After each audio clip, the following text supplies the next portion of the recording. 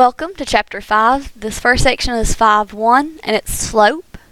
Go ahead and put today's date up in the top right hand corner. And the target for this lesson is that I can find slope of a line on a graph and given ordered pairs. So first off, we're just going to get the definition of slope so we can remember it. Slope is the steepness of a line described by a number determined by 2 points on the line. Okay, and then once we remember slope is the steepness of a line, it's also our variable m. So slope is often seen as our variable m. And now to just refresh us about slope, if slope is the steepness of a line, that means we're going to have to look at it as also being a rate of change. For especially in word problems, we're going to refer to it as the rate of change. So slope being the steepness of a line, actual real world situation of a graph is going to be referred to as the rate of change. Now slope is found by saying it's our rise over our run. If you think about rise, it's on our y-axis.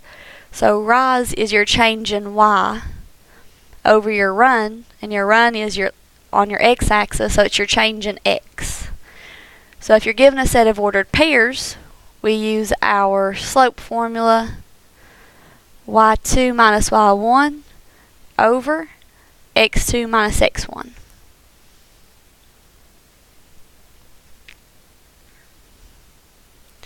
Okay, now when it comes to actually writing slope for our answer, there's a couple of things we need to remember. We have to write our answer as an integer, and remember integers are all whole numbers and their opposites, or a fraction. And that's the only way we can write our answers for slope is just as an integer or a fraction only. And if we do have a fraction, then we need to make sure that we reduce our fractions. We want them in their simplest form. Okay, so some real world examples of slope that we see are like a roof, because if we look at the side of the roof, it has a slope because it's showing how steep the roof is. So it says the units of the roof are 8 feet and 12 feet for the run. So they put where it rises 8 feet, so rise is 8, the run, so the run is 12, so they put that on the bottom, and then they reduced it. 8 over 12 is 2 over 3. And roofs are always a very good example of showing slope because you can see it right there, the steepness of the roof. Where it's like if someone lives in an A-frame house, the steepness of their roof would be much steeper than this one. So that kind of shows the steepness of the different roofs and why we need slope.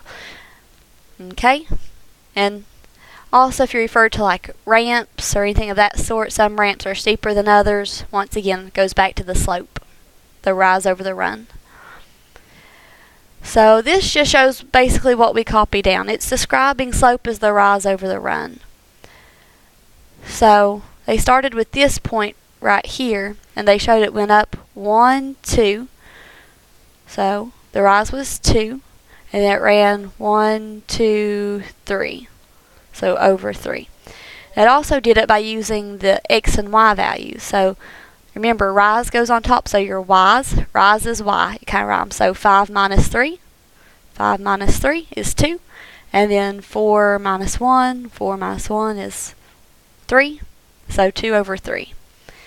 So that shows you how it works on the actual graph and with the ordered pairs. So let's do some of these ourselves.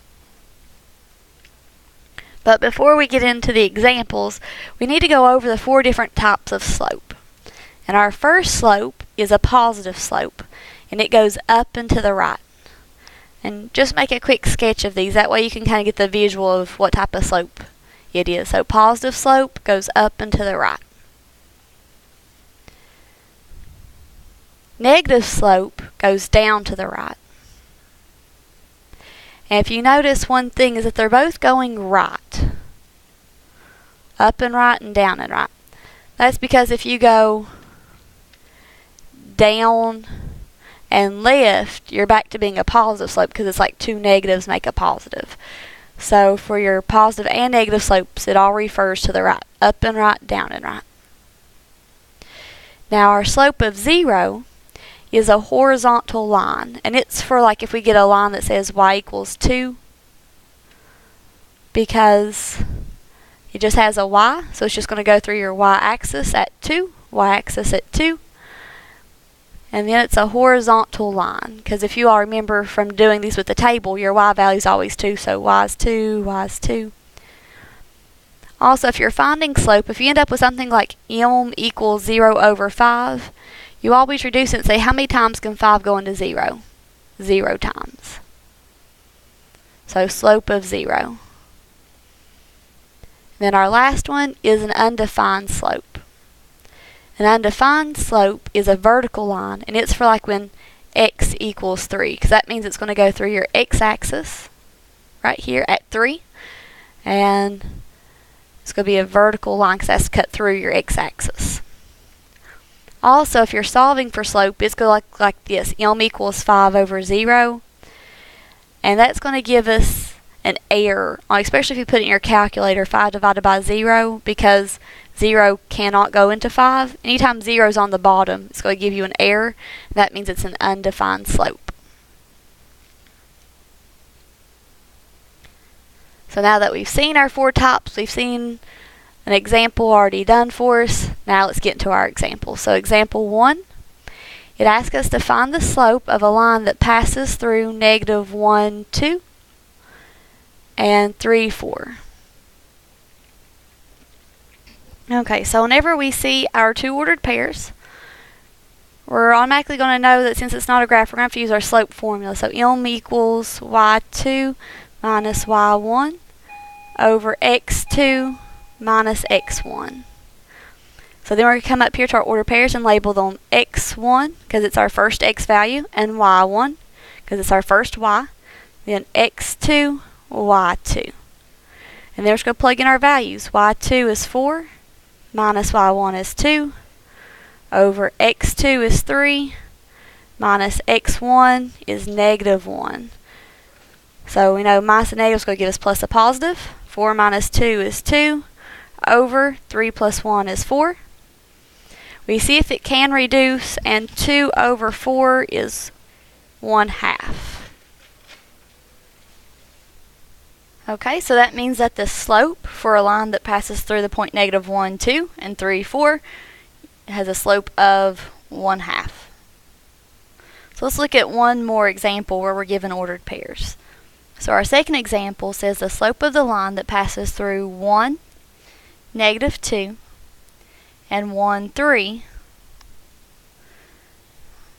Okay, so we're going to write our formula. M equals y2 minus y1 over x2 minus x1. Then we're going to label our ordered pairs. So x comes first, and this is our first one, so x1, then y1, x2, and y2. Now we're just going to substitute in. y2 is 3 minus y1 is a negative 2 over x2 is 1 minus x1 is 1. So as soon as we see minus a negative, we know that's plus a positive. And 3 plus 2 is 5 over 1 minus 1 is 0. Alright, now this is where you can either go to your calculator and try 5 divided by 0, and your calculator gives you an error message, or you can go and look back to your notes about slope and say if 0 is on the bottom, it's an undefined slope. So all we're going to do is write U and D.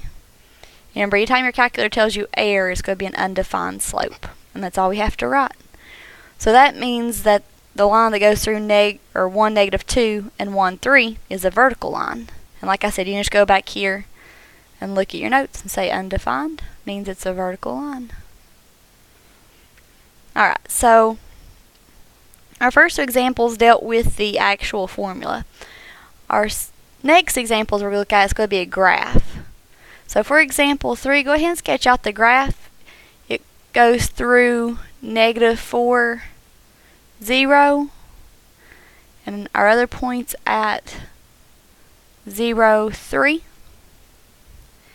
Now to find the slope of a line that's on a graph, we're going to use our rise over run formula. So rise over run.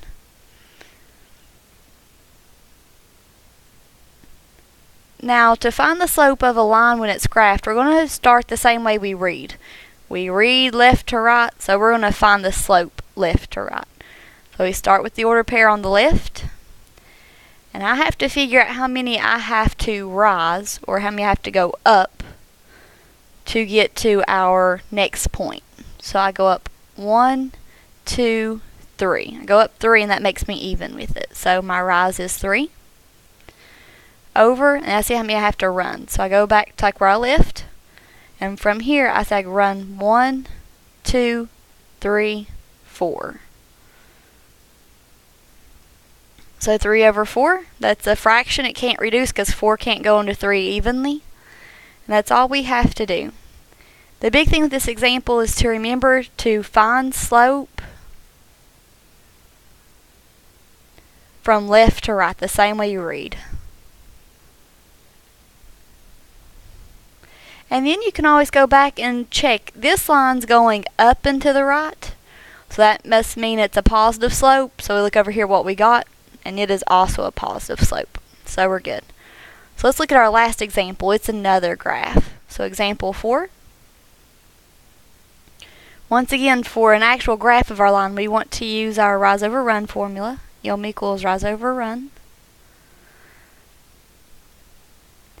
And we're going to look at these ordered pairs again. This ordered pair, that's our first one on the left, is 0, 2.